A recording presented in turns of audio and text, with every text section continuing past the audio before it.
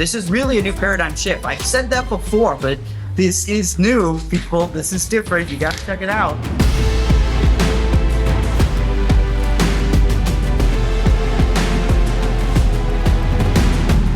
How do you get files from the set to the editor? Well, we've been working on something totally revolutionary and need to put it to the test. Delivering files to editors can be one of the most challenging parts of any workflow, especially when the editor works remotely. But what if you could deliver files from the set directly to an editor anywhere in the world without having to use the cloud? Or better yet, what if you could deliver files to an editor directly from the camera? Trust me, you haven't seen this before. So get out your notebook, because what you're gonna witness is not only one of the most seamless deliveries from set to editorial, it might also be the fastest. Let's take one, Mark.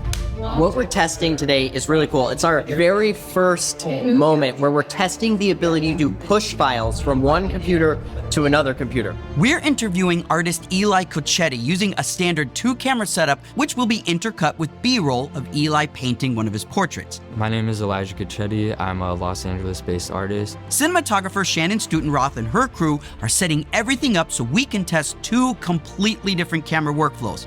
Our interview setup will be captured with 2 Red Raptor XL cameras, and our B-roll setup will be captured using the Blackmagic Ursa Cine 12K. The camera media and transfer workflow will be managed by our DIT, Urban Olsen. Our editor is DeAndre Vidal, and he's working from his home studio. If all goes well, DeAndre will be able to edit everything while we're shooting, so we can watch rough cuts throughout the day without DeAndre having to download or upload any files. So how's this gonna work? Well, let's start with the camera setup. Our interview portion is shooting with 2 Red Raptor XL cameras. Now there's lots of great cameras out there, but if you want my advice on which cameras to use and which to avoid, I always recommend shooting on cameras that automatically capture internal proxy files. That's one of the benefits of a lot of Red cameras. They can shoot 8K RAW and HD proxy files at the same time. We set the resolution to 8K 16:9 and the compression quality to MQ. This is for the RAW files. Then we set the camera to simultaneously record 1080p in the ProRes proxy format, which is 40 megabits per second. These are automatically generated with matching timecode and clip name with the LUT baked in. The auto proxies are a key element in this workflow, and in my opinion, it's why the most popular cameras in the future will be the ones that offer more flexibility when it comes to dual recording. Great. That's a cut. Now comes the fun part. After the interview, the cards come out of the Raptor cameras and go to our DIT, Urban Olsen. Because we want to deliver this to the editor as quickly as possible, Urban pulls the ProRes proxy files off the camera cards first. And even though the interview was about 23 minutes long, the ProRes proxy clips are only 7 gigabytes each. In fact, they're so small, they transferred to his computer in about 5 seconds. But even though 7 gigabytes is small, it's still too big to upload in the field, and our internet speeds here are under 30 megabits per second. So we need to compress these down a little bit more. So we load these files into Resolve, Urban adds a quick color grade, and sets the export to H.265 with a target bitrate of 4 megabits per second. Urban is running an Apple M2 Ultra Studio, which renders HD ProRes at nearly 530 frames per second. Apple Ultra computers are so amazing. If you haven't seen it, you've got to go check out episode 44, where we push an Apple Ultra to its breaking point. So on Urban's Ultra Studio computer, Resolve is able to render 46 minutes of total material in just 2 minutes. Now these clips are only 1 gigabyte each, and now it's time to take the newest version of Strada and test a brand new workflow. Okay, Urban and our editor DeAndre are both running a Strada agent on their computers. Strada Agents is an app that runs in the background and allows you to connect computers anywhere in the world to each other using the Strada Peer-to-Peer network. DeAndre invites Urban to a set of folders on his hard drive, which means Urban can freely navigate the file structure DeAndre gave him access to. Mere minutes after the interview cameras were cut, Urban navigates to the proxy files that he generated, selects them, chooses Copy To, and Strada shows him a panel of all the destinations Urban has permission to transfer these files. He sees DeAndre's Mac Studio, the Push project, then selects Dailies, Camera Dailies, and then clicks Copy Here. Strada is now pushing files from Urban's hard drive directly onto DeAndre's hard drive. Urban's able to do the same with the audio WAV file, so everything DeAndre needs is automatically being delivered to the drive sitting on his desk. There's no link for him to click, there's no waiting for a cloud upload, and there's no manual download action needed. And it's so cool because we got our DIT over there, and he's taking the files off the camera card, and then he's literally pushing them to a folder on our editor's computer. And I don't even know where our editor is. That's what's so powerful about Strada is it doesn't really matter where your team is. It just kind of enables you to collaborate seamlessly over plain Wi-Fi networks. DITs and data managers are often the people that are responsible for that material. What we have here is an actual connection between Urban's cart and DeAndre's edit hard drive. We have all these years of experience because the cloud has taught us certain rules. But when you take the cloud out of the equation, those rules go away. Accessing the Strada network doesn't have to be limited to the DIT. Earlier, I pulled some music options from MusicBed to use in the edit. Since I was also invited to DeAndre's computer through the Strada agent, I was able to transfer music files from my desktop directly onto DeAndre's imports folder on his local drive. All DeAndre has to do is look in his imports folder, and all the music is there for him to sample. Then in Premiere Pro, he brings in the music to his project. One of the biggest raw benefits of Strada, I need to get a file to you or you need to get a file to me. And if you were in the same room, you might use something like AirDrop. And this allows you to literally AirDrop across an ocean from a Mac to a Windows computer. For the most efficient workflow, DeAndre first brings the WAV audio file into Premiere Pro and sets it to transcribe the interview. Then on his drive, he sees the first camera is already transferred and brings that into Premiere Pro and begins crafting an edit. A few minutes later, the second camera is transferred to his drive and he can drag and drop that directly into Premiere to create his multicam sequence and continue editing. I sometimes say upload. It's really more accurate to say it's a transfer. So he didn't download it or upload it. And that's new language that we have to sort of start to understand.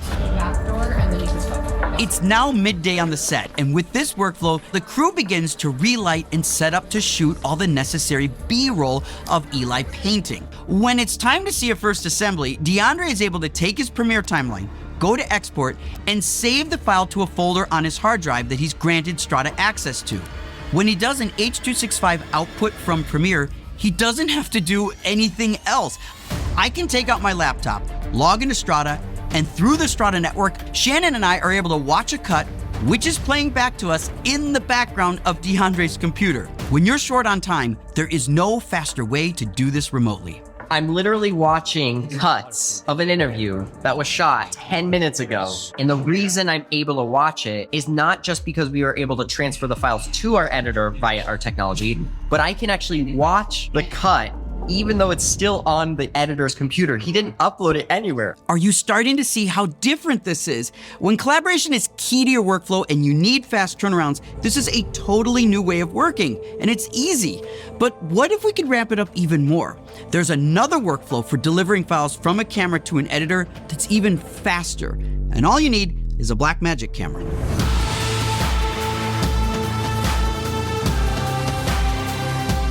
So one of the things that's really unique about Blackmagic cameras that I really like is that not only do they shoot H.264 proxy files while they're shooting 12K RAW files, but you can wirelessly access the media in the camera from your computer.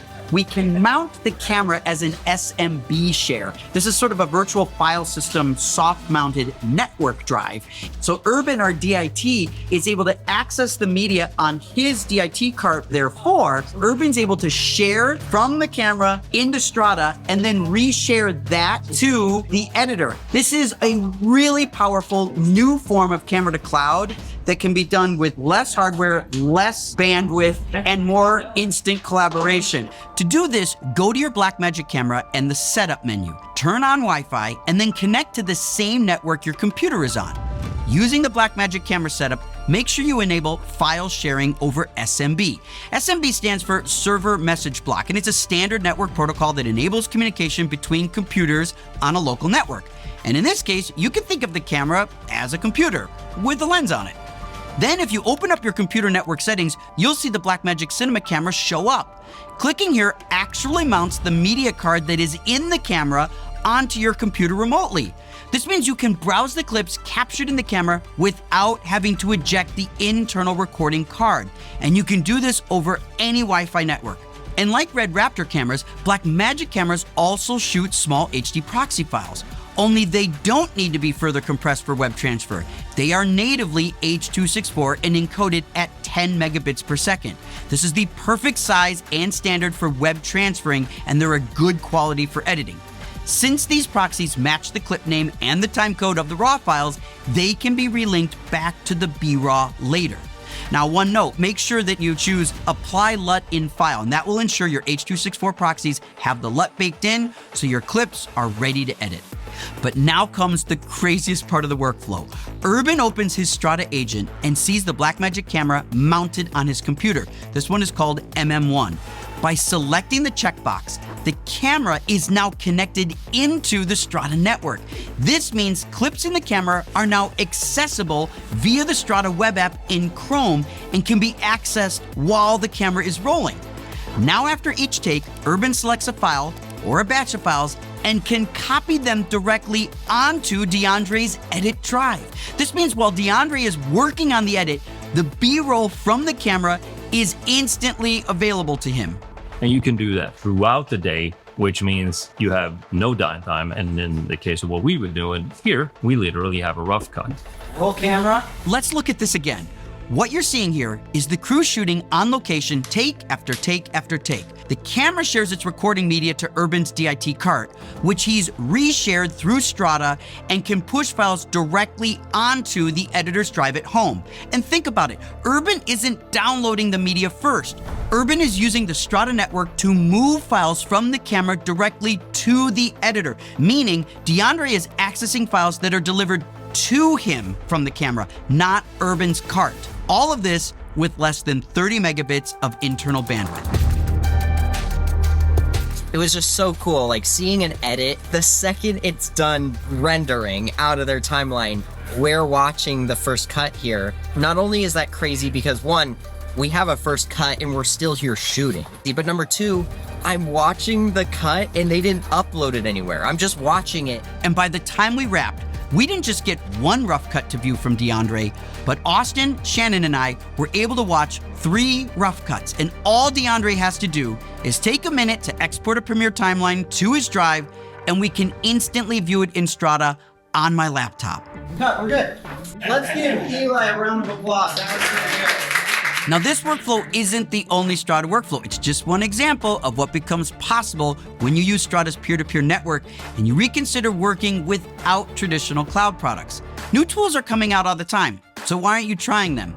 We should always be asking ourselves, why are we doing it this way? And have the courage to challenge ourselves by exploring new ways of working.